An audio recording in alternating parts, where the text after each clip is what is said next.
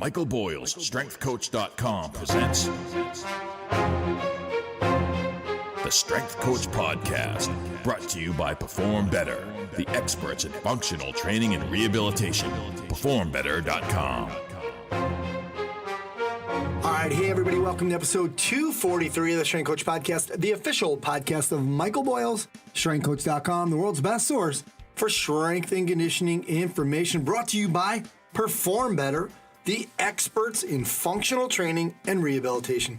I'm your host, Anthony Renna, and the show notes are located on my site at continuefit.com. It's where you'll find all my other resources, including Strength Coach TV. All right, for the StrengthCoach.com Coach's Corner, spoke to Coach Boyle about his article on kids doing some distance training, which got some interesting comments about, and his experiences with sexual harassment in the gym and some things that he's changed over the years. For the Results Fitness University Business of Fitness segment, Alan Cosgrove is on to talk about how couples make it work as business partners.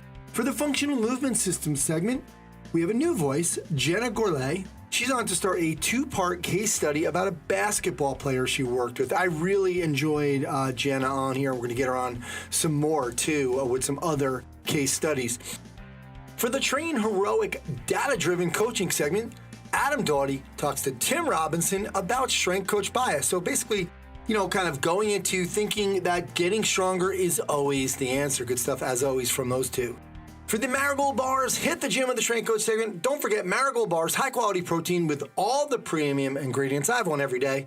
Check them out at MariGoldBars.com. Use the code StrengthCoach10. You get $10 off your first order. All right, we got Molly Galbraith on. Molly's the founder of Girls Gone Strong, and she's on to talk about sexual harassment and really how it relates to our industry and the fitness industry. What does it look like? What does it sound like? And what we can do to prevent it in the gyms. Also talked to her about rape culture, something that I really had no idea about.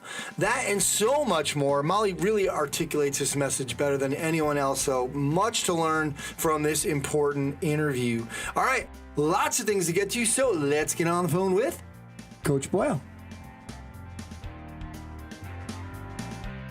All right, now it's time for the StrengthCoach.com Coach's Corner with Coach Boyle. StrengthCoach.com, the world's best source for strength and conditioning information.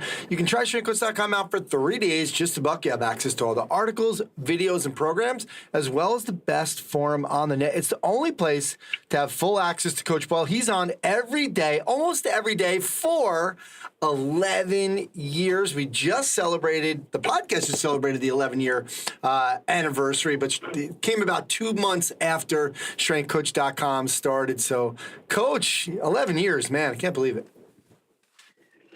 11 years. Well, I just turned 59, and that doesn't seem like a lot of time. You know what I mean? I think that's like a small child.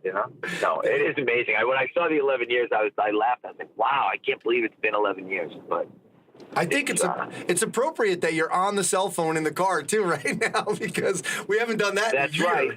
Right. I know. We've been much more efficient with using Skype, but unfortunately my schedule today was a little bit tighter, so here we are on the phone. That's all right. Well, we got to do one thing that we always did early on. You got to give us the weather report from Mike Potenza. He always looked forward to that, looking back in the Boston area. Well, actually, no, you have to say, well, let's get on the phone with Coach Boyle, because I think that was... I still say that. Back in the old days, too. No, I still say that. So I didn't realize that. I should notice that when I listen, but I guess because I always hear it, but I think I'm not on the phone. Yeah. But yeah, Mike Potenza, in case you listen, at 57 and very sunny, but we have come out of a period that they don't have in California of 3 days straight of rain. Yeah. So. Brutal. Cool, Coach. Let's get into it. I know, obviously, you're in the car. You had I put out a little meme that got some attention, and that's always the point of my memes, I guess. Let's be honest. And I just took a piece of what you had said. I said distance training you had said distance training disrupts the development of both speed and power. It makes you slow and gets you hurt. And you were in your article on this. You had talked about it. It was saying about a bunch of kids in a middle school. They had instituted cardiovascular days, and that they were using heart rate monitors, and they were running for 20 minutes at 160 beats per minute. But, you had said it was dumb for 3 reasons. The 220 minus age formula is an estimate. Distance training produces a 60% injury rate in females. And then number 2, which we'll probably talk about more, is that distance training is widely accepted as one of the worst ways to train. A lot of people got a little bit upset at this. I mean, one really good point made by Nathan Cragg was, look, 160 puts kids at MAF or lower. At this point, kids are getting to stay active while tracking heart rate. It's probably a much larger leap forward than those that grew up in the 90s and earlier can comprehend. I mean, he makes a good point there. I mean, what's wrong with 20 minutes? I don't know if I would consider that true distance running, but just to get the kids out there. Well, I guess that, to me, you know me, I'm just anti-distance running. And the funny thing is, I clicked on the Twitter bios of the people who were unhappy. It's all distance runners. Mm-hmm. And they're people, I think they just don't like the fact that it's back to the Bud Light and ice cream thing. It's not about what you like. And it's amazing how people defend. Come on, there's got to be 1,000 better things you can do with kids than strap them to a heart rate monitor and say, okay, go run for 20 minutes. Because if you think, for the average kid, that's 2 miles, 2.5 miles. That's a long time. And it's just, I don't know. I just think from a physical education standpoint, what are you teaching? Oh, lifetime sport. And again, I'm just not a fan of running as a lifetime sport. I think it's just a way to create a lot more physical therapy patients. I just don't see the good in running and in distance running. And again, I always say the same thing. If people really take the time to read what I write, I'm not trying to talk runners out of running. I'm trying to talk people out of making non-runners or basically making non-runners into patients, because that's really what they do. When you take people, again, think, Alan Cosgrove, he talks about 1,500 foot strikes per mile. So, let's say the kid, let's go out and do 3,000 reps with an unfit kid. Mm-hmm. And then maybe, hey, we get a fit kid, who knows, 4,000 reps for a kid who's athletic. I know my son, who is athletic, who practices probably 4 to 5 times a week for an hour between hockey and lacrosse.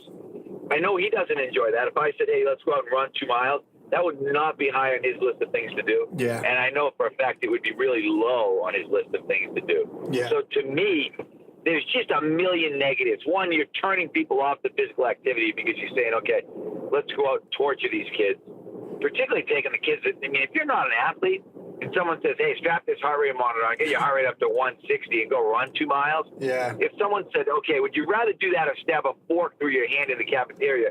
There's probably a bunch of kids who willingly stab themselves with a fork.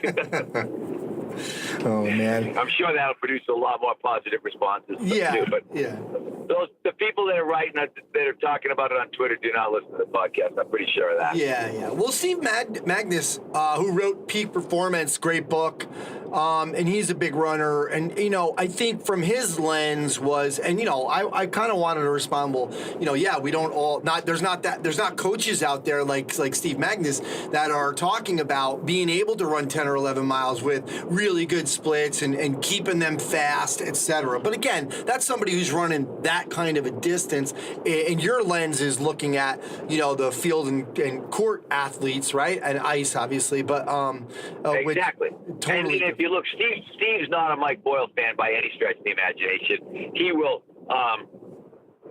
quite frequently allude to me as like he talks about the Mike Boyles of the world, who are the sort of anti-distance running. And again, I believe in the Charlie Francis idea. I believe that you can make people slower. I've been watching it for too many years, and they love to tell you that's not true, that doesn't happen. It's the squat people. If you do it right, it's the same rationale that we use in every situation, and it's the same rationale of, I really like this so much that I'm going to argue with you, instead of really thinking about it. And I guess that's my problem. Again, I didn't wake up someday and decide. I used to run all the time. I actually will tell you, I liked running. I liked my 4-mile run along the Charles River. I enjoyed it, getting out for 30 minutes. I absolutely liked doing that in the later stages of my life, like in my 30s and 40s. But, well, you know what I realized?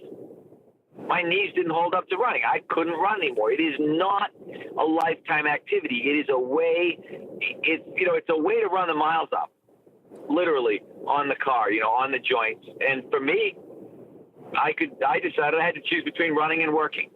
I could not do both. If I ran today, if I went out and ran a mile, I probably would need knee surgery next week. Yet I can work every day without that repetitive pounding to my bone end. So it's just, to me, there's just, when we're looking at that scale and risk and benefit and all that stuff, it just never balances for me. Absolutely. Good stuff. Coach, let's talk about, I got Molly Galbraith on today, and they have like a new course on sexual harassment. We talked about this on the forum as well. Molly's on. It was a great interview. And part of it is they think, people our age, I'm 51, and obviously you just turned 59. And I think, growing up when we did, it was definitely a different mentality about certain things you could say. And I wanted to ask you about, because Molly they have a bunch of suggestions, for things that you can, gym owners can do, et cetera. And I wanted to see, because you've done a great job in terms of, like, you've always been training women, and there's, you've obviously never had any problems. But as you get bigger, and you have like interns in there, and you have it's still male-dominated staff. I wanted to see if there's been any changes over the years, if you feel like you need to change, if you think like there's some things over time that you guys have done to implement anything in terms of policy towards possible sexual harassment or this idea about some of the things that we, this gym culture. Well, I think there's a lot of things that you have to do, that you have to be careful of. I think you have to be careful, and I don't think it's just sexual harassment, but even with kids and sexual abuse, you have to be really careful about putting your hands on people. We talk a lot about, if you're going to put your hands on somebody, and realizing that it's going to be really authoritative, and there can't be any, I guess, it sounds strange, but gentle touch is a problem. You know what I mean? If you're going to pull somebody's shoulders back, then pull their freaking shoulders back. You know what I mean? Yeah. I always say, don't touch them. If you touch them like you're doing something wrong, they're going to feel like you're doing something wrong. But if you authoritatively, even for me, and it's terrible to say, but we have to talk a lot, people about tightening their stomachs, tightening their glutes. I always tell everybody, you kick people in the ass and you poke them in the stomach. And that sounds terrible, but I mean, you can't be poking somebody's butt, even though, when you tighten your glutes, I'm just trying to get you to tighten your glutes. You can't do stuff like that. You used to do it though, right? Right, I used to. And with the women that I coached that I knew, I probably did do it and just like, hey, whatever, I do it to a guy, I do it to a woman. But I've gotten to the point now where I realize, okay, you just can't, I used to joke about stuff like that. And you can't even joke anymore, sort of, well, if we're friends, we can do it kind of thing, because you just realize that you're opening way too many doors for people when you do it. So it's like, no, okay, let's just not do it. You know what I mean? If you want someone to tighten their glutes, give them a quick tap with the toe of your shoe as opposed to, anything else. But because I do think there is that time, like, hey, you've got to make contact with people. Unfortunately, in our business, it's the type of thing where you have to be careful. And it's even, it's stupid, but how long can you touch somebody for? How long is too long? There's a lot of, it's such a different world than a slippery slope. And we start flat out. One, workers can't date clients. That's rule one for us off the bat. So I think that eliminates a lot of the sexual harassment part of it right there, in terms of, you got to know right off the hop day, this is not a singles bar. This is not a place to meet women. It's a place to meet people. Great. You're going to meet lots of people. You're going to meet lots of nice people. But if you're thinking that you're coming to find, your husband or your wife or your significant other here, then you're in the wrong place as far as we're concerned. Yeah. And again, if people happen to do that outside of the gym, I guess that's okay. But we strongly discourage that. And I don't think we've had very much of it. I won't say we've never had any, but I will say we've not had very much. And so, yeah, I think there's just a lot. The other thing, too, is we've always treated everybody the same. And I don't like to say I've treated our women like men, but I've always treated our women athletes like athletes and not, I don't look at it and think female athlete. And I've never done that from a training standpoint, and I've never done it from a behavioral standpoint. But I think treat our men differently. Again, I don't swear. I very rarely raise my voice.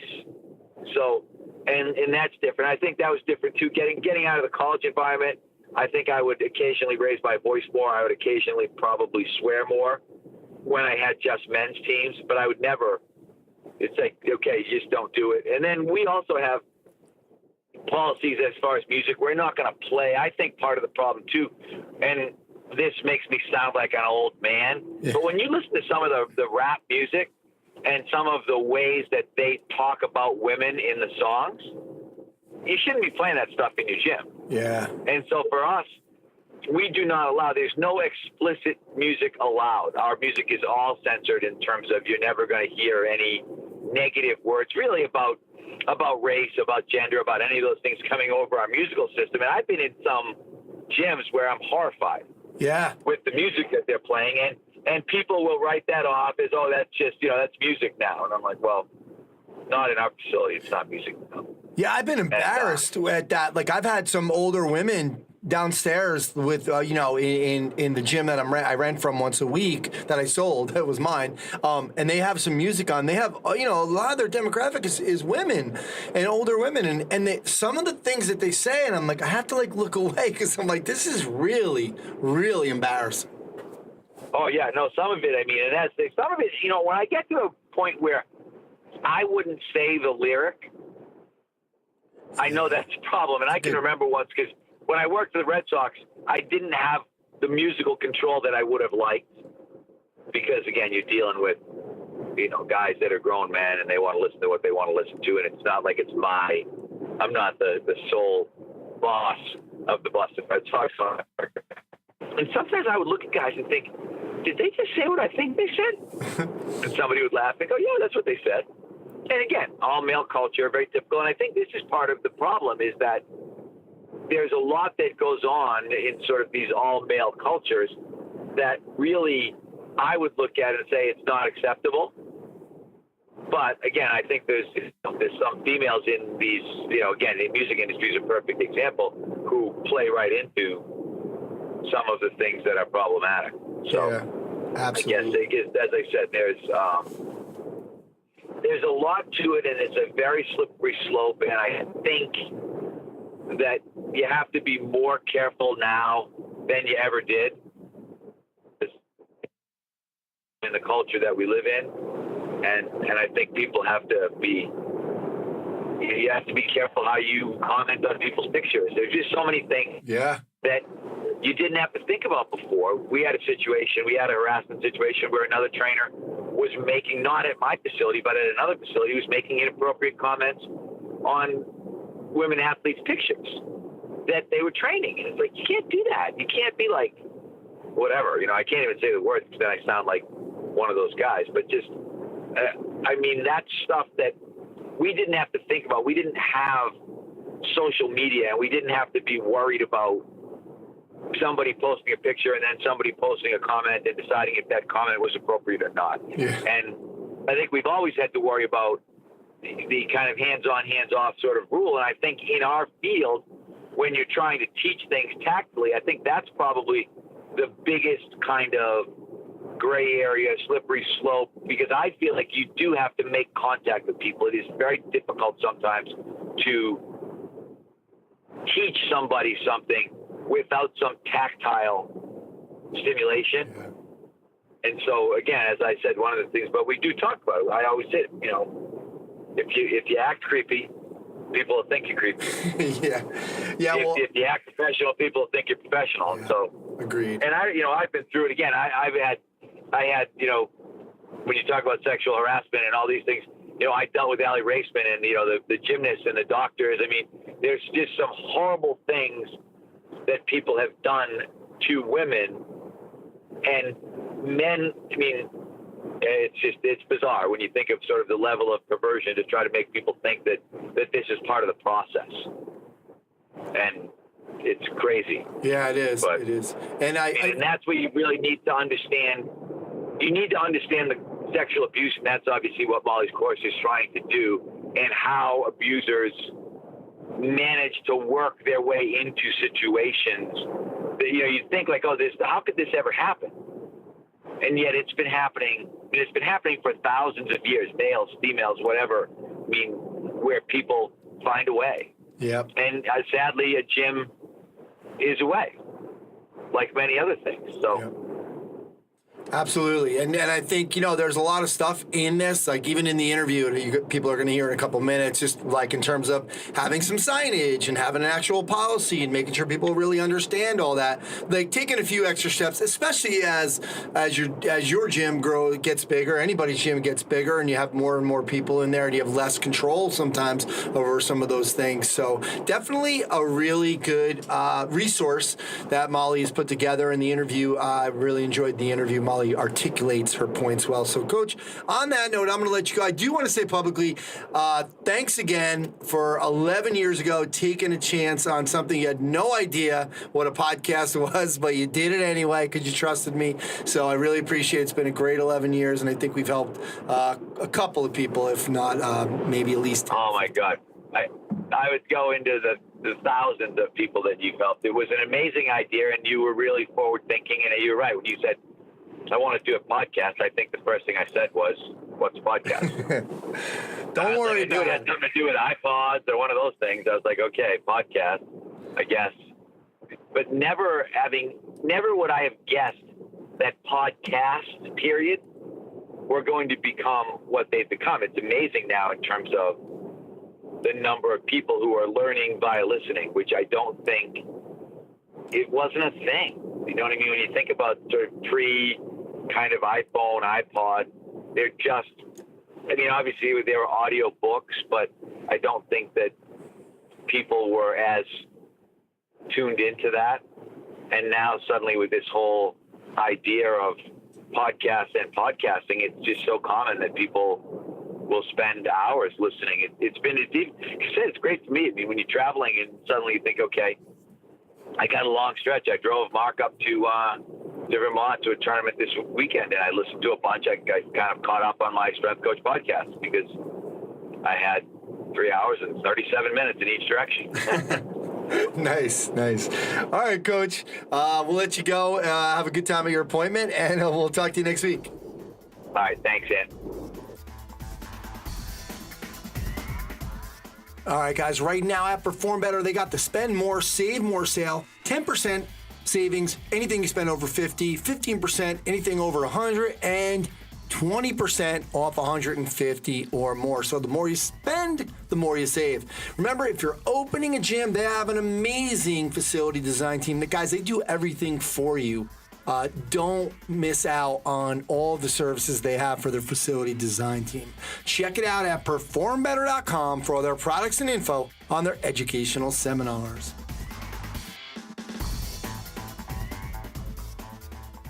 Hey, this is Adam. And this is Tim. Welcome to the Trainer Herlick Data-Driven Coaching segment. Yes. Today, Tim, let's talk about the strength coach bias. Oh, man. And shortly put, this is the bias, because we like strength, that getting stronger is always the answer.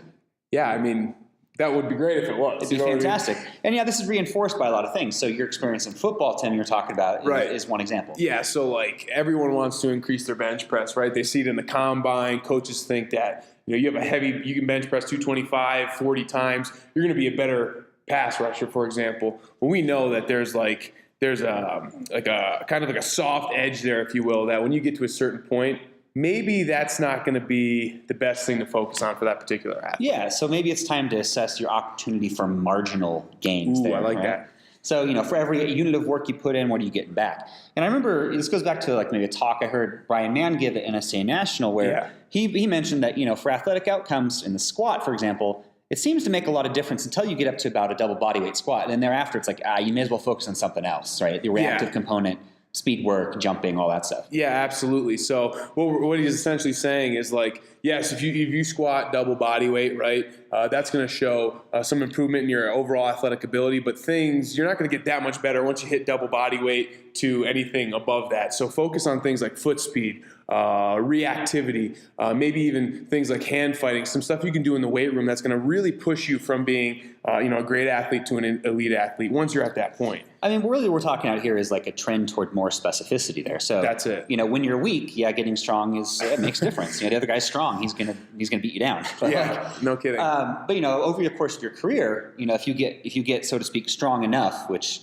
gasp. Yeah, how dare you, Coach? What a problem to have, right? Yeah. It'd be lovely if every one of your athletes squatted double body weight with perfect technique. That'd be fantastic. But no kidding. So, again, referencing this Brian Mann thing, one of his suggestions was like maybe you need different training for people who are above a certain level of strength. Yeah, absolutely. Another question I get all the time from basketball, sport coaches is let's increase that vertical jump, right? Because we want to be the best rebounding team in the league. But if you have a senior and you want him to be the conference rebounding champion, right? He's probably already jumping. If he's not working on jumping, he's a basketball player. There's an issue there, right? I mean, but he's probably already jumping almost as high as he can jump. So working on that vertical jump may not be best practice. It might be, again, let's work on body position, maybe jumping out of a boxing out stance, or maybe something like reaction to a ball coming off the iron. Right. So you're trying to bring those specific skills, the sport-specific skills, and train those. Right. Instead of just training the general quality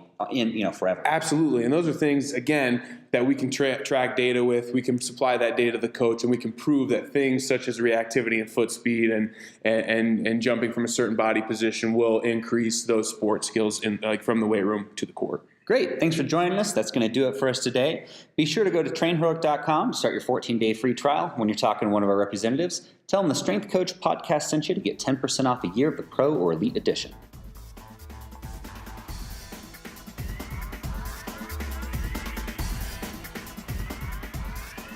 What's going on, everyone? It's time to make some money. This is the Business of Fitness section. As usual, your favorite spot on the Strength Coach podcast. And this is an interesting one, a little different one than normal. We've got a lot of questions recently, and we've got a lot of people in our coaching group who are couples, married or couples. And how do you make it work being business partners as a life partners too, as a couple? So we've had quite a few amazing couple business owners in our mastermind coaching group, and it can be a winning formula for many, but it's also not right for everyone. And we've also seen some couples who would be better not in business together, right? Because they're killing their business and it's killing their relationship because they're fighting. So you have to figure out what's right for you.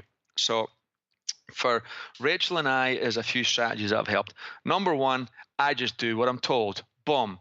End of this episode, guys. See you next time. No, I'm only kidding, but I do what I'm told. The biggest thing is designate the responsibilities in the business very clearly. We don't have two people doing the same things, right? We're not both doing programming, both doing marketing, running the team, where you get two people doing it. We have very clear roles. So who's in charge of what, right? And then trust your partner to do their role, because they're going to trust you to do your designated roles without stepping on each other's toes. Now, that doesn't mean you don't ask each other for advice or share stuff, but we designate these roles and keep it clear. So that's right. I'm telling you, stop telling each other what to do. Part two is learn to compartmentalize and not always bring work home. And that's a challenge, but at 10 at night on a Friday, if I was partners with Anthony Renna, I wouldn't call him up with an idea of what we're going to do on staff training next Wednesday. But it's hard to not just, say that to your wife who's sitting in the same room as you, right?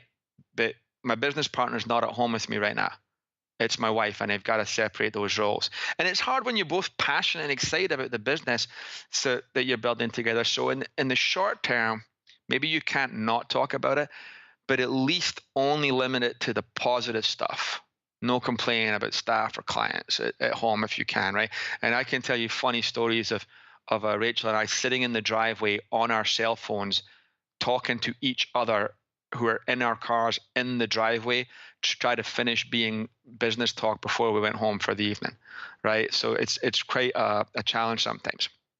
And then finally, agree that your relationship with each other is a number one priority, and any disagreements about the business, side note, there will be disagreements, will not affect the two of you as a couple. Like, I would walk away from the business first, or we would separate or do something, right? Just, you have to have it that it will not affect what the two you have as a couple. And especially in the first couple of years where you're in the grind phase with the long hours and no money and wearing all the hats, and you'll be tested physically and emotionally during the grind phase. So it's easy to get short with each other. And money is usually the number one fight at that stage.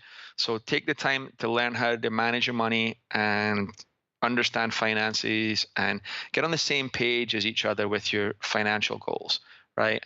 But that's the idea, is it's a complete, like I'll make a joke that I coach Rachel for some of the obstacle course racing. So I have a role as her coach, I have a role as her business partner, and I have a role as her husband. And she can be mad at 2 or 3 of them at any one time, right? But there's always one role where she's not mad, and vice versa, right? That you compartmentalize the roles as much as you can, and you can't be all things at the same time. And for the guys listening, if all else fails, guys, just remember, a happy wife is a happy life. That's my best advice I can give you.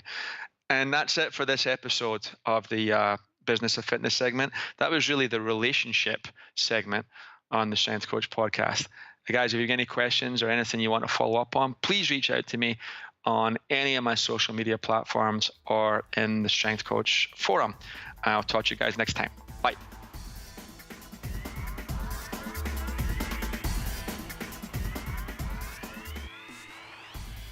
Welcome to the Functional Movement Systems segment. My name is Jenna Gourlay, and today I would like to start a 2-part series about a basketball player I worked with recently. For part 1, I will go over how we looked at and screened both her movement and her capacity. This is one of my favorite cases because it represents how the movement system works in its entirety, and it really shows the impact that it can have on the individual. So here we have a Division I college basketball player going into her junior season at forward. When we saw her initially, she recently completed her spring season, and she decided that she was going to stick around for summer to prepare for the upcoming preseason. Now, summer here is very informal, but the players do have a strength and conditioning program, and they play pickup games with one of the other universities nearby. This particular player initially came to me with a recent hamstring strain that she had done during one of those pickup games. When she first came in, she had pain at rest and she wasn't able to play. So when she came in, she was at the level of the SFMA, or the Selective Functional Movement Assessment, our healthcare-based model of the FMS. We use the SFMA with injuries to break down the individual parts of movement before we actually look at the patterns. So just to give you a little bit of a background, this player had no previous injuries besides ankle sprains, and she had a resolved concussion. Prior to this, she had been training just fine without any issues. When we asked her about her goals, of course, she wanted to be pain-free, but she also stated that she wanted to improve her power at the post, especially when she goes up for contested shots. What will be interesting later is that she ran an 8:34 mile the day before she was injured. So one of the things that they have to prepare for going into the preseason is to be able to run a mile at a certain time. Before that, she ran an 8:34 mile was her best time. Now, since she's not in season, we shut her down while we worked on her rehab before returning her to training. Once she was pain-free, about 2 weeks later, we put her through the functional movement screen, the FMS, and the fundamental capacity screen, the FCS. Now, where the FMS is the function-based screen, the FCS looks at the physical elements of her performance. It's going to break down the physical attributes into 4 main quadrants. The first being movement control, or balance at the limits of stability. The second being postural control, or her ability to maintain her posture under load. The third being explosive control or power, and the fourth being impact control, or the ability to recycle the power that she creates. We always want to fix a functional problem first before a performance or a fitness problem, but when I'm able to, I like to test both at the beginning. I know I'm going to start by fixing the FMS patterns before the FCS patterns, but having all that information ahead of time allows me to see if maybe fixing a functional problem actually results in fixing a capacity problem. I've had clients who improve their broad jump by nearly 20% after we fix their rotary stability. So knowing the information of the FCS ahead of time is not only powerful for me and my confidence in what I'm doing, but also for my client to see, wow, we worked on rolling and that made my jump better. Now, Initially, her FMS, when we looked at it, was completely pain-free. All of her patterns were good, except for her inline lunge and her trunk stability push-up. She's an athlete, and while she didn't have pain on any of the functional level, I do want to see how she does when we go up to a more performance level at the FCS. So when we first looked at her motor control screen, we're looking at her ability to be on her single arm or single leg and balance at the limit of her stability. What we found was a deficit. Now, this test is much like the Y balance test, if you're familiar with that, except the motor control screen just looks at one component and it gives it a snapshot of her motor control. We then looked at her carry screen, where she carries 75% of her body weight, to get an idea of what her postural integrity is under load. And then to look at her explosive control or her power, we have her do a broad jump, and then we dissect out the broad jump. So we have her do it without the contribution of her arms, and we also have her do it on each leg. Finally, we looked at her impact control and how well she could recycle her energy with doing a bound and also a triple and a double broad jump. For her, she had dysfunction with the upper body motor control screen, or her ability to essentially plank on one arm while moving the other as far as possible under control. Her carry was good. Her power and her energy storing were below the cut, and pretty significantly. Her broad jump was actually less than her height, where we'd expect it to be at least 110%, and we actually see more than that in most basketball players. To put this in perspective, this is a collegiate basketball player who's 70 inches tall, and she couldn't cover 68 inches in her broad jump. And then we looked at her triple broad jump, and that was actually less than if she was to do 3 consecutive broad jumps in a row. So where we would expect her to take energy from her first broad jump and apply it to her second and her third, she was actually losing distance where we'd expect her to be gaining distance. And then her 2-1-2 bound off one leg was only minimally better than when she just did a plain broad jump off of one leg. So it's telling us that she's really not doing anything to energy store or to use her power and to repurpose it. Once we have all of her data, then we're going to start trying to improve her patterns and her physical resources. So stay tuned, because that's what we're going to talk about next time when we discuss how we improved her mile time by 43 seconds and how we were able to improve her broad jump by 8 inches using the screen to dictate our training.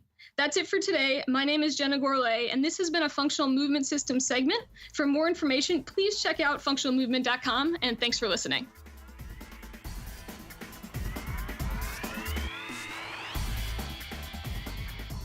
All right, now it's time for the MariGold Bars Hit the Gym with the Strength Coach segment. And today I have on Molly Galbraith. Molly is the founder and woman in charge at Girls Gone Strong. Molly, thanks for doing this. Thank you so much for having me, Ant. I'm excited to chat about this topic today and raise more awareness about it. All right, well, let me give everybody a little bit of background. In August, there was a prominent speaker, nutrition speaker, Alan Aragon, and he was at a conference, and it turned out that there was some sexual harassment. He had a history of it, and it all kind of came to a big tipping point in August at a conference. And it turned out that more and more people were not only coming out against him and situations, and brought up situations, but other situations that other people had with speakers and in gyms, etc. And so I called Molly because she's pretty much the premier authority in our business on all of these issues, and I wanted to get her on because of something that I did, and what happened in this situation was I guess they were in a bar, and whatever happened, he was grabbing her and he was saying stuff to her. But I kind of minimized it in terms of, not from being like from a jerk point of view, but I was kind of like, well, I'm glad she's safe. Wow, I'm really glad it wasn't rape. And so basically by doing that, I was minimizing her experience. And I kind of called myself out on it. And I wanted to get Molly on because I felt like, man, I don't know anything about this type of stuff. Do I really know what harassment is? And there was all these things coming up, and I heard so many different opinions on Facebook, and I was like, I got to get Molly on. So here we are. So Molly, just give everybody a little bit of a background about like that, what I was experiencing or what I said or how I minimized her experience. Yeah, absolutely. So this is obviously such a big topic, and I'm super grateful that you are willing to get introspective and recognize, here's the biggest thing. Let me start by saying this. There's a massive difference in intent and impact, right? And I think that's a really powerful thing that we as coaches can take into everything that we do, right? So even when we're coaching clients, we might we might say, ask them a question, or I know back in the day, 8-10 years ago, someone would do an exercise and I would insinuate that exercise might cause pain for them, right? I would suggest pain. Like my intent in that moment was not to was not to harm that client, but suggesting that pathologizing a movement, suggesting that a particular movement might be painful for them, the impact of that was negative, right? Even though my intention was good. So this happens all the time. We are consistently doing the best we can, but our intentions might be positive, right? You were saying, wow, I'm glad something really violently horrific did not happen to her. But the impact is minimizing or downplaying what happened to her. So this is something that we call like a kind of an all-encompassing thing called rape culture. So that's the social conditioning that we collectively experience in which sexual violence is tolerated, downplayed, excused, normalized, joked about, or even promoted.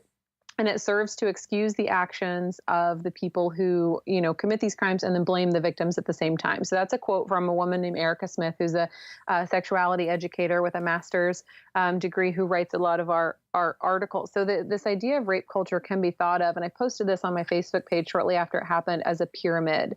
And we love pyramids in the world of strength and conditioning, right? It's this idea that there's this foundation and it goes all the way up to the top. But what's at the bottom, is at the bottom of the pyramid, lays the foundation for everything else. And so in this rape culture that you brought up, at the very bottom, we have normalization. So the normalization is like normalization of inappropriate behavior. And the thing is it's all part of rape culture, right? But it spans a spectrum from somewhat inappropriate to horrifically violent. And the stuff at the top, again, as we know in strength and conditioning, can't exist without stuff at the bottom. So the bottom is the normalization. So that's like boys will be boys. What was she wearing? How much did she have to drink? I'm glad she didn't get raped. Like, all that kind of like, hey, this stuff is okay. It's not that big of a deal, things like that. And then the next level is like degrading or dehumanizing. So that's saying like, I don't think of you, I don't think that you're worthy of respect, basically. So that's catcalling, whistling, guys sending unsolicited pictures of their genitalia, which happens a lot to, women in fitness and, women on dating sites and things like that, stalking or following. So things like where you're dehumanizing or saying like, I don't believe you're worthy of respect. And then the next level is removal of autonomy. So saying like, you don't get to be in charge of your body. I get to do what I want to your body. So these are things like groping or any other kind of unwanted touching. And then at the top of the pyramid, we have explicit violence, which is like rape and things like that. So, but the problem is so many of us we're so conditioned to not even recognize these types of things. So an example that I like to ask a lot of guys, and I'll ask you, is like, can you remember distinctly the first time you heard one of your friends say something sexual about a woman or catcall a woman? Like, is that memory like burned in your brain, or does it feel like it's just something that kind of always happened? Yeah, it kind of feels like it always happened. Yeah. So many guys, they cannot remember the first time they hear a guy friend say something sexual or in a disrespectful way or whatever about a woman, or they can't remember the first time their friend catcalled or whistled, because it's just all of a sudden it feels like it's just something that people do, right? It's normal. And so, but that type of behavior is kind of what begins to lay the foundation for thinking, women, it's okay for us to sexualize women. It's okay for us to, objectify women. It's okay for us to say and do what we want, right? It's okay for us to, hit on them in these ways that, that we think is fine. And so that lays the foundation for the more kind of explicit stuff to happen. And it happens, in media, it happens in government, it happens with like really really short and soft sentences on people who are convicted of crimes. So we see it happen in the legal system. We see it happen in media. If you're a Game of Thrones fan, in the first 5 seasons of Game of Thrones, you'll see 29 women be raped 50 times, which is just unbelievable. And you cannot tell me that doesn't desensitize you to the idea of that act, because it just does. It's, you see this horrific violence 50 times over the course of 5 seasons, and that's just in one show. And so we're consistently seeing, violent, and again, we say violence against women. If you think about the idea of violence against women, who's doing it to them? You're not even saying who's doing it. It's not men, you know what I mean? Men who attack women, or men who are violent, violent toward women, or men who assault women. It's violence against women. It's a passive construct. As if it's something that just happens to women and there's no one actually doing it. So there's a whole lot involved in, in laying the foundation for this stuff to happen. And so, and we're all involved in it. You know what I mean? Like, I have participated in varying degrees of rape culture by dismissing or minimizing or normalizing or, sexualizing other women or, whatever. I have participated in it as well. So it's not about pointing fingers. It's not about saying you're a bad person. It's about saying, hey, I'm a fish. I can't see the water. I can't see the water. I've always been swimming in it, and saying like, hey, this isn't cool. I want to do something about it. I need to learn more about it so that I can not only help create a safer environment for my clients and help create, safe gym or training environment, and also protect yourself and your own reputation.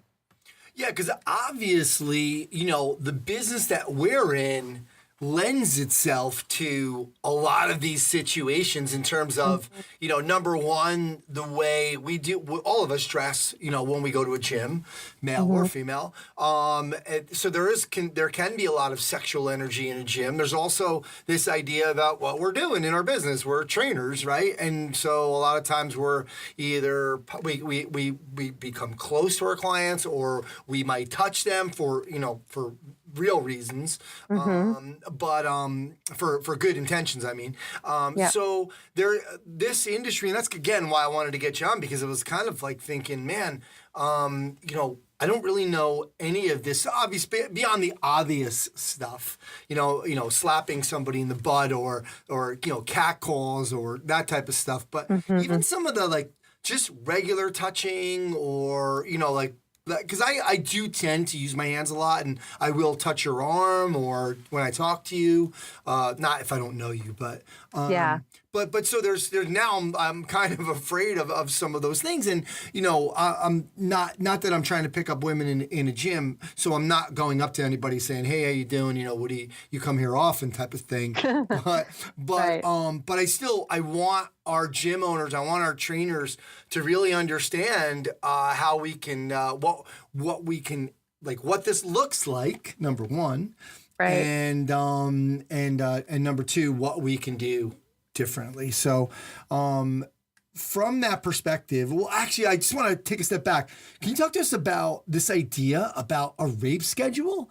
Because a lot of guys, I never thought of that. I'm like, oh my God, this is another thing that, and when I learned about it, I started to think about things that I always tell my wife, places to walk, etc. So talk to us about a rape schedule.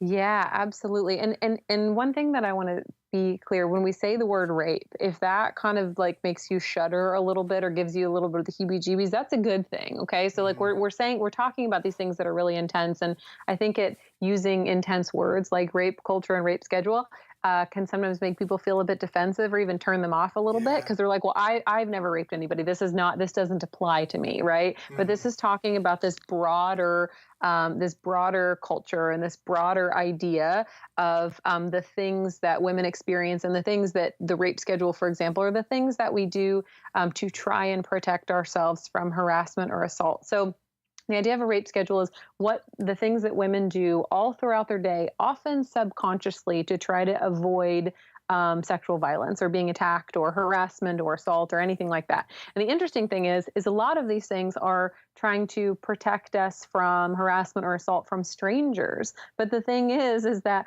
the majority of assault and rape actually happens with people that we know. So, and that's another kind of a problem, is that, we, as women and men, we think of rape as something that happens in a back alley by a stranger, but it often happens, like, again, by friends. It's happens by family members, happens by people you're on a date with, like things like that. So, So the wild thing is we're doing a lot of these things to protect us from strangers, but oftentimes the people that we're closest to are the ones who are most likely to do this. So I put up a poll on my Instagram stories, and I asked women, what are some things that you do daily to try and protect yourself from harassment or assault? And within 24 hours, I had over 250 responses. And some of their answers that are gym related were: avoid wearing tight or revealing clothing to the gym so I don't attract attention. Try to go to the gym when it's not busy so guys don't leer at me in the weight room. Change my schedule to avoid a particular creepy gym member. Don't go to workouts where men are coaching. Only go to classes that are led by women. Wear track pants over my shorts when I walk to the gym to decrease harassment. Wear my headphones on my 10-minute walk so I don't hear the cat calls. That one, Nagar Fanuni has talked about that. When she walks to her gym, she has to wear headphones because she can't stand hearing the cat calls during her 10-minute walk. Other women only wear one headphone in so that they can be aware at all times. Switch your route to the gym because they were passing by a construction site and consistently experienced harassment. Switched gyms because the manager always commented on this woman's body in ways that he thought were compliments, and she didn't feel like anyone would believe her if she reported him since he was the manager. Stopped going to the gym altogether because she had bad experiences at 3 gyms in a row. Switched her workouts so she never has to deadlift or hip thrust when the gym is busy. So those are all kind of related to the gym. And then other things that women are doing in their everyday lives: never drink alcohol unless I'm in the presence of trusted friends. Only wear headphones in one ear to maintain awareness. Choose clothing carefully when I know I have to walk on the street for more than a few blocks. Look men I'm passing on the street directly in the eye with a very stern expression. Other women avoid eye contact with men on the street. One woman, and this just gave me chills, she said every time she passes a man on the street, to the best of her ability, she repeats to herself what he looks like 3 times so she can remember identifying characteristics. Wow. Which is just like, that is so intense. Call my partner, mom, or friend anytime I'm walking at night. Check the back seat of the car every time I get in. Only park in well-lit areas and refuse to park in dark areas. Don't schedule night classes in college so I don't walk alone at night. Ask a male manager to walk me to my car when I leave work. Avoid working late at my office when I know a particular coworker who creeps me out is also working so I don't have to be alone with him. Never get on the elevator alone with a man. I mean, it's just like, it is exhausting when you think about the mental energy that women put in and the things that they're not able to do in their lives, right? If you have a work project that you need to finish in your office, but there's a particular creepy guy who's working late at the same, the same as you, and you don't want to do that, like, how do you have to change your life? Okay, so maybe you have to go home so you're not at the office alone with him. And then maybe you have to switch your schedule the next day so that you can get up early and get to the office to finish your project. So then maybe you have to miss your workout. You're more tired. You're not as effective. You know what I mean? Like, It's just like on and on and on and on. There's so much labor and energy that women have to put into these particular, kind of life changes that we make in order to quote unquote keep ourselves safe. Yeah. So it's amazing. And, again, as gym owners, as trainers, we definitely have a responsibility to kind of protect, not just because it's the right thing to do only. Obviously, that's the main reason. But if you have a business, you should be aware of some of these things as well. Now, you guys did a survey in 2017, and women who had a negative experience with their coach or trainer, 97%. It was because of their trainer, but only 3.5, they got rid of them. 3.5% shared the truth about why, and at least 16% switched gyms altogether. That's really crazy. Yeah, it is. And so, and I always tell that. So I'll share all these statistics when I give these talks. I share these statistics about, about why this stuff's bad for women. And then I always circle back around to like, and if you don't care about women, let's talk about your bottom line. And, that's the thing. Like, I think a large portion of the population certainly will be, eager to learn more about this and participate in this because they care about women. There are women in their lives that they, that they think of when they think of like, oh gosh, well, I don't want this to happen to them. Right. They've got daughters or wives or sisters or whatever. But for some people, truly, you have to talk about like, you could lose it all. You know what I mean? Like you're risking your reputation. You're risking, there's a financial risk, there's liability. There was a woman that I know through Instagram who was, harassed at her gym a couple months ago, and she went to the managers and they didn't do anything about it. The guy she has it on video, he literally touched her. Like he walked past and brushed up against her. He kept walking really close to her while she was deadlifting. Every time she would hinge back to deadlift, he'd walk really close to her, right behind her. And then I think at one point he actually brushed up against her. And there were plenty of other places in the gym for him to be lifting. And when she said something to him about it, he basically cussed her up and down. And so then she reported it to the management, and they didn't do anything until, according to, they didn't do anything meaningful. Let's say that. And she said it felt like that they didn't believe her and all this stuff. And until she reported it on Instagram. And I'm not sure what the outcome has been for that gym so far, but certainly, I know that they got a lot of bad press about it from people in their community and all over the internet. And here's the thing. If you're not well versed in how to handle claims of harassment or assault within the gym, the EEOC, so the Equal Opportunity Employment Commission, has posted they've got information about the costs of harassment and assault claims to businesses. But if you're not well versed in how to handle them, then how you handle them can be seen as retaliation against the person who reported it.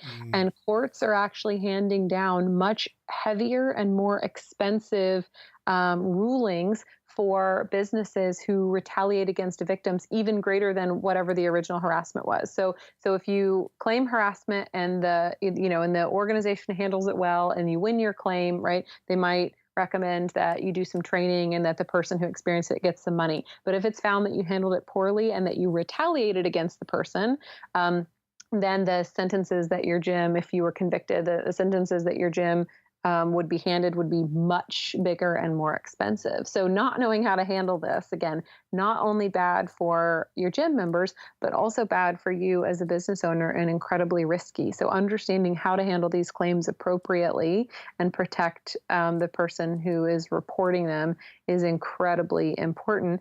And let's be honest, 67 to 75% of people who hire a coach or trainer are women.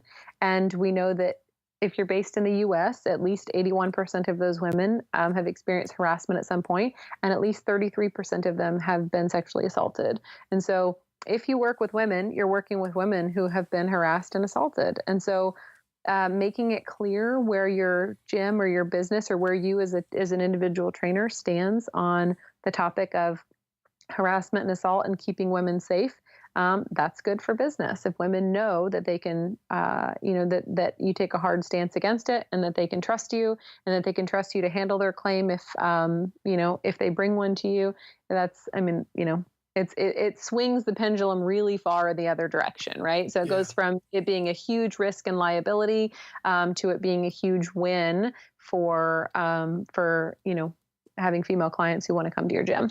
Yeah, and you don't want to create any kind of bad culture in terms of, like your statistics said, only 3.5% shared the truth about why they left that gym or didn't come anymore. So, you could be, as a gym owner or a trainer, you could be in the dark about what's going on, even if you're the good guy, even if it's somebody else in the gym that's doing stuff, or whether it be music that's playing even, or the way some guys talk in the gym, right? No, yeah, and I was going to say, here's the thing: even if it reminded me of this when you said this, Aunt. Even if you're the good guy, right? A lot of women are just so exhausted by telling their story, telling the story of their trauma, right? So say a woman is harassed in your gym, and the harassment is considered quote unquote mild, right? Like it's not that big of a deal. But she could be a sexual assault survivor, and she could have shared that story with people before and not been believed. And she could just be like, you know what? I'm so tired of sharing my trauma with people. I'm so tired of like explaining why this happened to me, or, how this happened to me and why it's such a big deal, that it's not even worth telling this guy who may or may not believe me, or may ask me for a bunch of questions, or may feel really skeptical about what happened. Like, it's not even worth going to him and telling him. So I'm just going to switch gyms anyway. So even if you're a good guy, right? If this woman's had really negative experiences with this in the past, so the harassment could be relatively mild.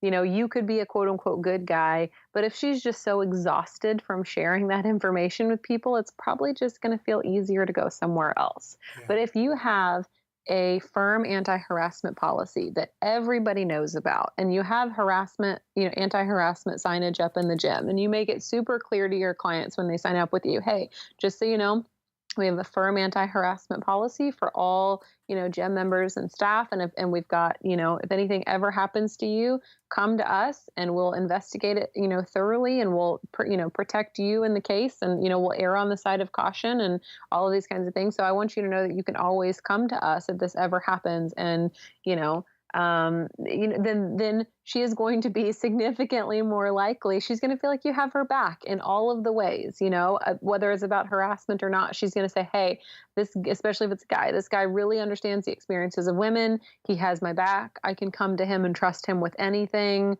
Like, this is the person that this is the gym where I want to train. This is the person I want to train with. Absolutely. Yeah. It just reminds me of being in the bar business. I remember I worked for, like this celebrity bar owner, and in the beginning we always had to go through this thing with the staff and the orientation. Like, look, if somebody's harassed you, you can tell the managers, and if if you're not comfortable telling the manager, here's the number to the corporate office. Call the corporate office, right? Mm-hmm. So it kind of had these plans so the girls always felt, because we hired all women bartenders and waitresses, and they felt comfortable knowing that, okay, if the manager's a creep, then I can go to corporate. So just having that contingency plan, I know a lot of them expressed to me that they felt really good about that. So yeah, totally. So yeah, and we'll get into a few more things that we can do as gym owners. But Molly, what are some other? I know we're going to talk about the course. The course is called "What You Can Do About Sexual Harassment and Assault in the Health and Fitness Industry." It's a 5-day course that you put together, and we're going to give everybody information on that. And day 2, you say common mistakes that even the good guys make. What are some other things that we should kind of be aware of? In terms of the common mistakes that good guys make, or the things, absolutely. So, so I would love to talk about those a little bit. Like you said, there are things that guys who want to be allies to women, who want to be people who are super helpful to women, but still find themselves making those mistakes as well. So we'll cover a couple of those. So first things first would be laughing or brushing off behavior and comments that aren't okay. So there are, again, as guys, you are probably, even if you're not the one participating in these types of comments, you're probably around guys who are doing things that are inappropriate. So things like, laughing or shrugging it off when you hear other people making jokes about like harassment or assault or rape. Staying quiet when you hear other people excuse the behavior. So, for example, so if you hear somebody making a joke, right, and you kind of laugh or shrug it off, and then if somebody else steps in, they're like, hey, that's not cool. And somebody's like, whatever, it's just how guys talk. It doesn't mean anything. So staying quiet when that's happening. Mm-hmm. So basically allowing all of this kind of normalizing and excusing to go on, laughing or making a joke when a woman shares an experience of being harassed or objectified. So even, and we could put your kind of original thought or comment in that one, Aunt, where a woman says, hey, this happened to me. And you're like, oh, I mean, that's a good thing she didn't get raped, right? Like again, intention there is like, wow, I'm really happy that she didn't experience this thing that's horrifically violent, but it could also be seen as like, I mean, what's the big deal, right? He just touched her butt. So so the next one is actually responding with, it's not like he raped her, right? In response to hearing about a man harassing or assaulting a woman, making rape jokes, even if they aren't about women. So again, that's another one. I've heard people make a really, they're trying to make a point, but it actually minimizes the idea of rape. So there's a saying that's like, don't say anything to a woman that you wouldn't want a really big guy to say to you in prison, which again is like, it's kind of supposed to be a joke. It's kind of supposed to be a thing to raise awareness. And it's also minimizing the horrible violence that oftentimes men experience when they're incarcerated. So making jokes about rape, not cool. So laughing or brushing off behavior and comments that aren't okay. Focusing on the woman who was harassed or assaulted instead of the man who harassed or assaulted her. So this is a really big one. And again, it can be unintentional. So if I came to you and was like, hey, Aunt, this just happened to me, you might be like, oh my gosh, what happened? Where were you? Like, did you try to fight him off? Like, why didn't you leave? I don't, like asking me all these questions, like, have you been drinking? Like, asking me all these questions, trying to get information about what happened instead of saying like, oh my gosh, I can't believe he did this to you. Like, what can you tell me more about what he did? Right. Instead of like, what were you wearing? Were you drinking? You should have known better than to walk back to his apartment or be sitting in that booth with him all alone, or, things like that, or getting angry at a woman for ruining the man's career, life, family, reputation. That's a super common one. People saying, I can't believe you're doing this to him. And it's like, he actually did this to himself. But it's so common for women to be the ones who are attacked for hurting a man's, career, life, family, or reputation. The Kavanaugh hearings are the best example of that right away, right? Yes, they sure are. And, so many people attacked the women who, attacked the guy that we were talking about earlier, saying like he has a family. And it's like, but that has literally nothing to do with the fact that he was totally inappropriate to me. So that's a really, really common one. And then let's see.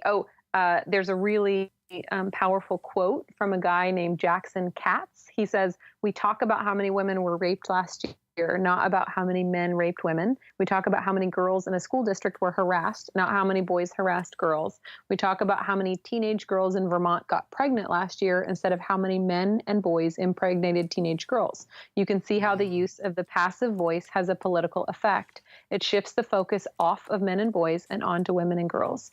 Even the term violence against women is a problem because it's a passive sentence. There's no active agent in that sentence. It's just a bad thing that quote unquote happens to women. Men and boys aren't even part of it. So, you can see again, when we talk about violence against women, harassment against women, things like that, assault against women, it's like, who's doing it to them, right? It even removes the onus of responsibility off of men. And then the last thing is, and this one's a little bit tricky, it's asking multiple questions before offering support, right? So again, when a woman comes to you and says, hey, this happened to me, it's really common to be like, oh my gosh, are you sure that's what happened? Did you tell him no? Like, did you fight back and try to get away? Like, why were you talking to him in the first place? Like all this kind of stuff, instead of saying like, oh my gosh, I'm so sorry this happened to you. I believe you. How can I help you? How can I be supportive? Or even saying like, hey, I've got a couple questions I want to ask you so I can understand or like what exactly happened so I can support you. Do you mind, can I ask you a couple questions right now? But just know I believe you. You know what I mean? Like that kind of thing, like being really supportive. I believe you. I'm so sorry this happened to you. I want to know how I can best support you. I have a couple questions so I can better understand what happened and understand how I can support you better. Is that okay? Because it's normal to have questions, right? But if you're firing off these questions to her that feel like an interrogation or feel like it's blaming, did you tell him no? Did you fight back? Why were you talking to him in the first place? Why did you let him buy you a drink? Like all of that feels like an interrogation or a shift of responsibility or blame onto the woman and away from the man. And to be clear, anybody of any gender can be harassed or abused, and anybody of any gender can be the harasser or abuser, but over 90% of the time it's male to female. harassment and assault. And even when men are harassed or assaulted, men are also most likely to be the ones harassing or assaulting them. So that's why, again, I don't want people to feel like we're saying that this can't happen in other, that there might not be other scenarios where this is happening, because it absolutely can. But that's why so much of what we're focused on is the male to female harassment. Yeah, absolutely. And it's funny because just kind of going over your course, I know in the part of it you did say, you might be feeling frustrated because you want to take this course because you might also feel that you're unsure of what to do and how you can help. Well, now we're starting to get a feel for that. Worried about making a mistake, which is really why I think, like you just talked about some of these questions. I'd probably ask some of those questions, not the what were you wearing type of ones, but I know I would probably overwhelm them with questions. And then I would definitely be afraid of saying or doing the wrong thing. I have a habit of doing that in all areas of my life. And then how do you own up to it if somebody says like, hey, that wasn't cool? Like our automatic reaction is to get defensive, right? Yes. Because our intentions are good. So we even have, a downloadable resource in there that's like what to do if you get called out for making a mistake, right? And we give really actionable kind of tools and examples of like, here are the things that you can say and do if someone's like, hey, that thing that you said wasn't cool, or I didn't appreciate when you asked me that question, or you said X, Y, and Z and it made me uncomfortable, right? We have actionable things like an actual script that you can follow or learn from about what to do if that happens. Excellent. Well, before I let you go, and we talk, give everybody, the links to the course and everything. I do just want to take it one more time. We know we've talked about a lot of different things. You've kind of opened my eyes to a few different things, and I'm sure everyone out there. Let's just talk a little bit more about the gym owner, something that somebody who listens to this right away, somebody can start doing, like you talked about, having some anti-harassment signage, for example, or maybe, sending an email out or talking to new members, or not just new members, current members, like, hey, look, want to make sure that you understand this policy that we have. Yeah. What are some other things that you would love to see gym owners doing right away to kind of create a better environment? Yeah, absolutely. So within the course, we've got the downloadable resources of the anti-harassment signage and a sample policy. And then I think, like you said, sending out an email saying, hey, we've always been against harassment in the gym, but we realized, that we didn't have a firm policy that states, that fact that we're against it, what the protocol is going to be if you bring it to us, things like that. So I think anti-harassment signage, anti-harassment policy, and then having a staff meeting with all of your staff and being super clear saying, hey, we use a lot of manual queuing in the gym. It's really important for everybody in here to make sure that you ask the client before you touch them, ask them before you manually queue them, and tell them why. So say like, hey, many of my clients find it helpful when I queue them with my hands. So for example, I might put my hands on your upper back to remind you to squeeze your shoulder blades together. Is that okay? I'll let you know before I do it. If it's ever not okay, let me know. And so, making sure that your staff knows that they should be asking for consent before they touch any of the clients, making sure that everybody on the team understands that they're supposed to be demonstrating new moves and new exercises to clients and always giving them an out if they don't feel comfortable. So for example, if you're teaching a client how to do a hip thrust, say, this is the exercise that we're going to do next. It's called a hip thrust. It's really good for strengthening your glutes. This is what it looks like. If you feel comfortable, are you comfortable trying this? And just like giving them a super quick out, like, are you comfortable trying this? Being really mindful of your own body as a coach, like where you're standing, right? So if someone's doing a Romanian deadlift, you probably shouldn't be standing directly behind them, standing to the side of them. And if you do need to walk around behind them and just say, hey, I'm going to step behind you real quick and see, make sure your hips are level. And then just do that really quickly and move right back to the side. If your client is doing a glute bridge, kneeling down next to them, kind of like, so that you're more on their level instead of standing over top of them, leering at them, or instead of standing at their feet where you're looking directly at their, at their open legs while they're, glute bridging. So just being really mindful of your own body. So I think the anti-harassment signage, the anti-harassment policy, that stuff's super strong. Sending an email to your members and saying, hey, all of our staff have signed this, and I just want you all to be aware of what our policy is as well. And this policy goes, from top to bottom, from bottom to top, and all the way across, right? So it's not acceptable for anyone to be participating in this. And then making sure your staff knows that they need to ask for consent before they touch clients, that it's important that they demonstrate new moves and always say, like, if you feel comfortable, give this a go. And then being mindful of where they're standing and coaching your clients. I think those are some really actionable things. Oh, and then the last one, watch your language. I think it's, there's a lot of language that gets used in the gyms, especially guys talking to other guys. And they might not be aware that there are, well, first of all, if you wouldn't be comfortable saying it in front of a woman, if you wouldn't be comfortable using that language in front of a woman, it's probably a sign that that it's not best to use anyway. And so, that's something to keep in mind. So it's not like, hey, just use this when you're sure there's no women around. But, even if it's language you normally use between your guy friends, if there are women around and they hear you use that language, then they might be like, hey, this isn't a gym where, women are respected. And here's the thing, that the tides are changing, like, less and less behavior. Again, people kind of feel like, well, I can't do anything anymore. And it's like, well, the stuff that you were doing before was kind of crummy. It's just that nobody was calling you out on it, right? So like most of the stuff has been not cool the whole time. It's just no one has been brave enough to say like, hey, that's actually not okay to talk about women's bodies like that. So if you're feeling that, I understand that your whole world is kind of being flipped upside down, and I can appreciate that can feel a little bit disconcerting, but it's probably not ever been cool to begin with. So yeah, being mindful of the language that you use, because again, it probably wasn't cool to begin with, and women are luckily, gladly, excitedly being emboldened to say like, hey, I'm not cool with that.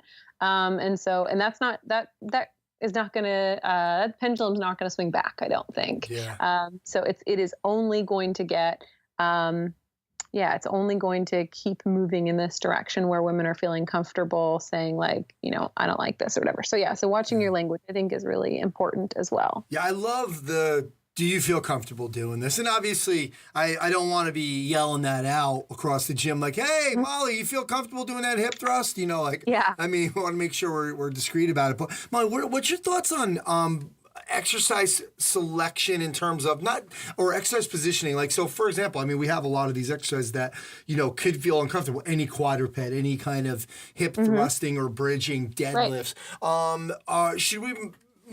Do we have to be mindful, or should we let the client be mindful of kind of, don't be doing a deadlift like where, in a certain spot where everybody can see you pushing back, whatever, right? So this is a great question, and I am so glad you asked, because there's some nuance to it, okay? And I want everybody to listen really carefully. So here's the thing. We don't want to not give our clients those exercises and imply that there's anything inherently shameful about it, right? Yeah. I personally don't mind deadlifting in a crowded gym. It just doesn't bother me. Now, if there's some guy who's walking really close to me while I'm doing it, or there's someone in the gym who's like, I like the way you look when you deadlift, like that might make me a little uncomfortable. But in general, I don't feel uncomfortable. So we don't want to imply that there's anything inherently shameful about those exercises, which is why leaving it up to them is so important. So, it'd be like, hey, so, we're going to deadlift today, especially if they're familiar with deadlifts. Hey, we're going to deadlift today. I can set you up in here on the platform, or we can go in the other room if you're more comfortable with that. What are you good with? Like, it's just so simple, right? It's just so simple. And you can always rely, on your experience. So I was talking to a friend, this is in a slightly different vein, but I was talking to a friend a couple weeks ago, and he's like, hey, I work with women at my office, and there are some women who, if they're going to stay late and working, he's like, they would prefer that I stay there with them. And he's like, but I don't want to act like I'm like protecting them, or I don't want them to feel like I think they can't take care of themselves. What do I do? And I was like, you literally just say, hey, Jessica, I see that you're working late. Some women in the past that I've worked with have been more comfortable if I stay here while they work late, and other ones, are fine with me leaving. What do you prefer? Like, it's just so easy to say, like, in my experience. So you could say, hey, we're deadlifting day. In my experience, some women are cool deadlifting on this platform when it's really busy. Other ones want to go somewhere where it's a little quieter and they can concentrate more. Which one would you prefer? It's just give them the autonomy to decide what they want to do for themselves. Because there's other things that might be going on. You know what I mean? She might be not feeling good in her body that day. She might be, if we really want to get into it, she might be on her period and afraid that, you know what I mean, her butt's going to be sticking out to the, like, you just don't know, right? So it might be different 1 week than it was the last week. So just saying like, hey, we're going to deadlift. I can set you up on this platform, or we can go in there where it's a little quieter and you can concentrate. Which one do you prefer? Very cool. Easy. Yeah, so easy.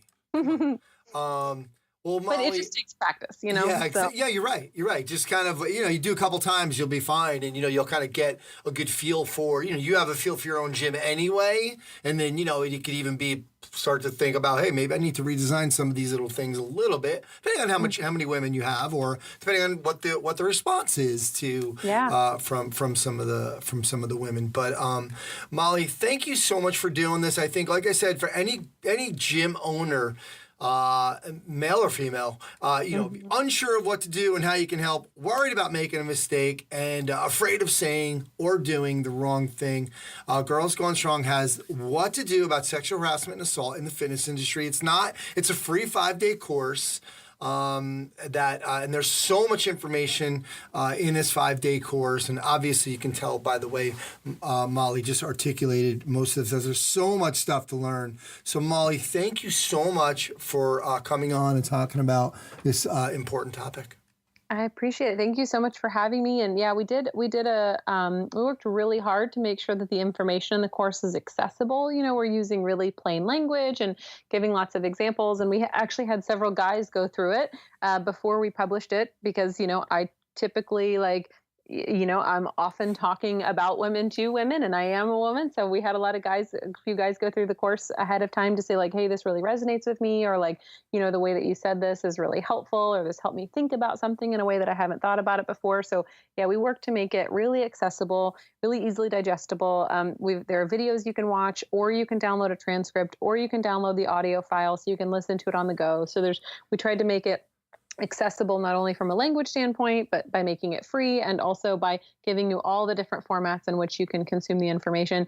And honestly, the value of the anti-harassment policy alone is more than worth the enrollment. So yeah, it's super, super valuable. And there's an introduction day, and then there's 5 days, and most of the downloadable resources you'll get in days 2 through 5. So make sure you click on and watch all the days. And if you have any questions, you can always reach out to us at info@girlsgonestrong.com. Very cool. And we will have links to all that too as well. So Molly, thanks again for doing this. Thank you for having me. It was awesome. I appreciate it. All right, that's going to do it for episode 243 of the Strength Coach Podcast. Remember, you can try strengthcoach.com now for 3 days. Just a buck, you have access to all the articles, videos, and programs, as well as the best forum on the net.